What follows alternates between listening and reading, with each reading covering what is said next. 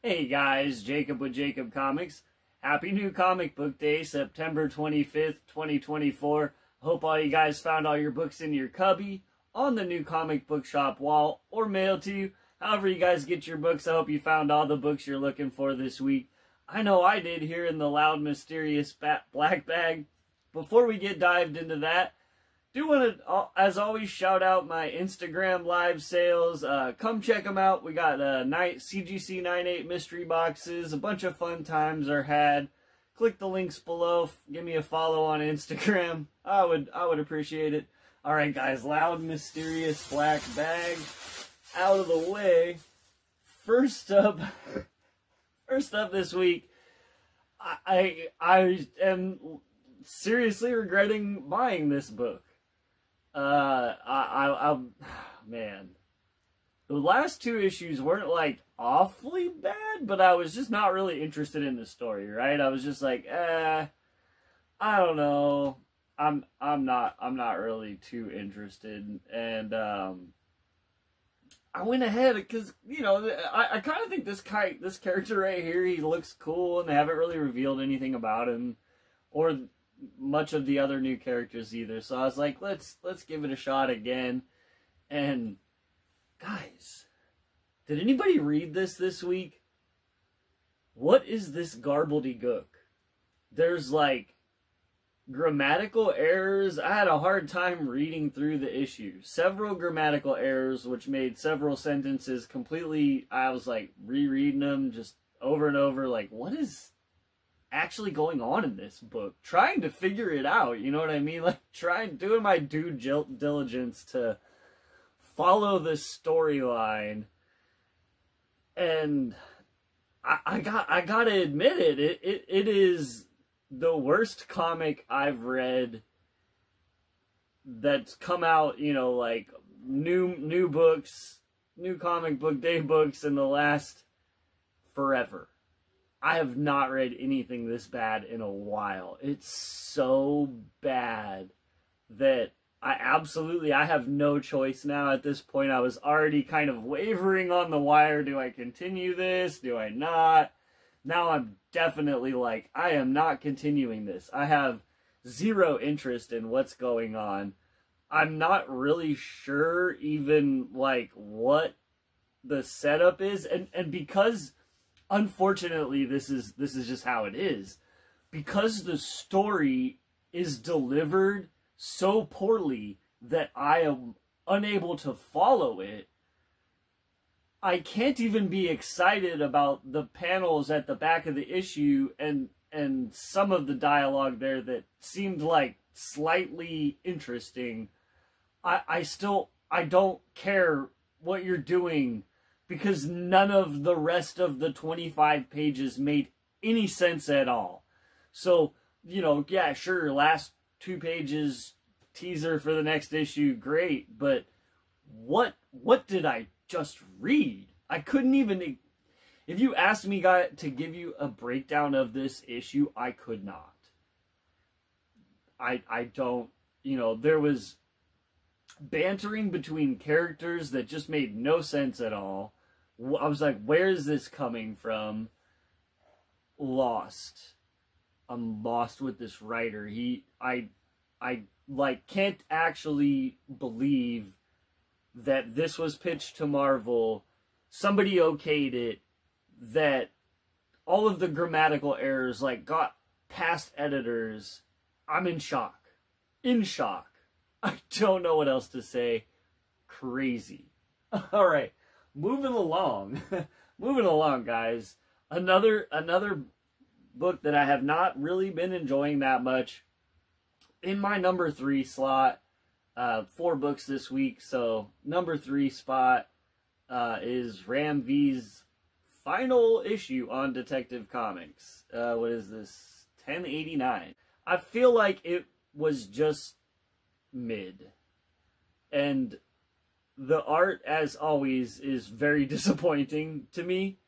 And, you know, it's a style. It's just not a style that I really think works with Batman. And maybe like an alternate universe Batman story, or even possibly an Azrael standalone book. I could see this artist kind of that vibe, but it never vibed for me with this book either. And so the writing has been mediocre at best throughout, and the art has been, like I said from the beginning, I think this would read interesting and present as an interesting trade because it's different. And I'll give it that they are going out on a limb and they're trying to do something different and give us as an audience, as readers, something different to look at and something different to read that isn't your normal standard Batman fare. And for that, I gotta give him credit. It just wasn't for me. So that lands it in my number 3 spot. All right, guys. So in my number 2 spot, I actually really like this issue. Very breezy read, as most of the issues pinned by, or, you know, with art by John Romita Jr.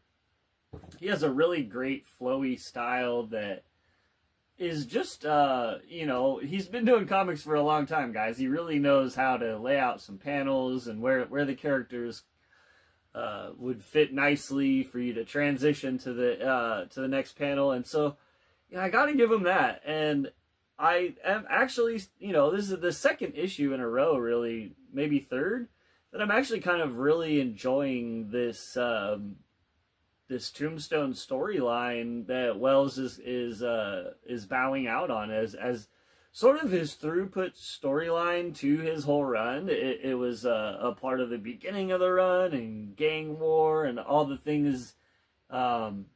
It does kind of tie together a lot of the narrative choices throughout the run, outside of the part about Mary Jane and Peter breaking up and Paul coming in and all the rest of that garbledy-gook nonsense.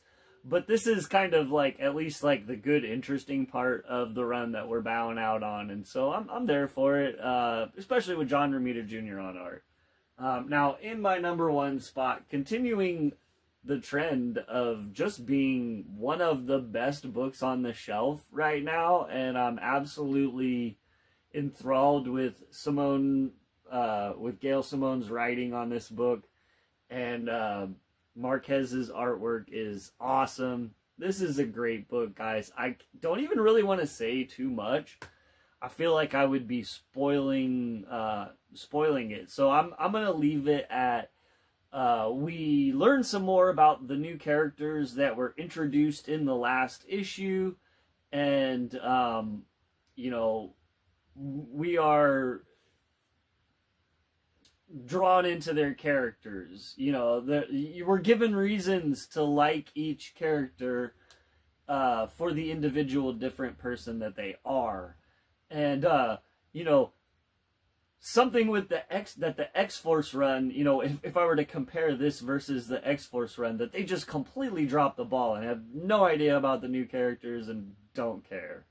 And this one, I really care. Gail Simone's making me care about these new characters, and you know, we've got our old team mixed in, and it kind of really gives me this vibe of the sort of start off point, like kind of a little bit of a X-Men cartoon from the 90s, where, you know, we've got these newer characters that are being introduced, and the old team is there instead, but we're gonna flesh out these new characters, and the same kind of, it also harkens back to Claremont's run on X-Men, when he brought in all the new characters, Wolverine, Cyclops, or Colossus, excuse me, Wolverine, Colossus,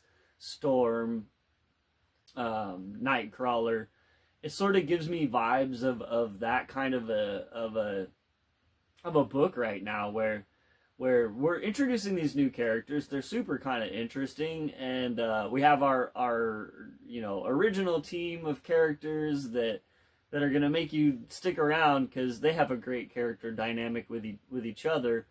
But we've also got these new characters that are maybe starting to grow onto you a little bit, and you're starting to like them. And you know, that's how we got classic characters like Wolverine, Colossus, Storm, and Nightcrawler now. And you know, will these characters become classic characters? I can't say that.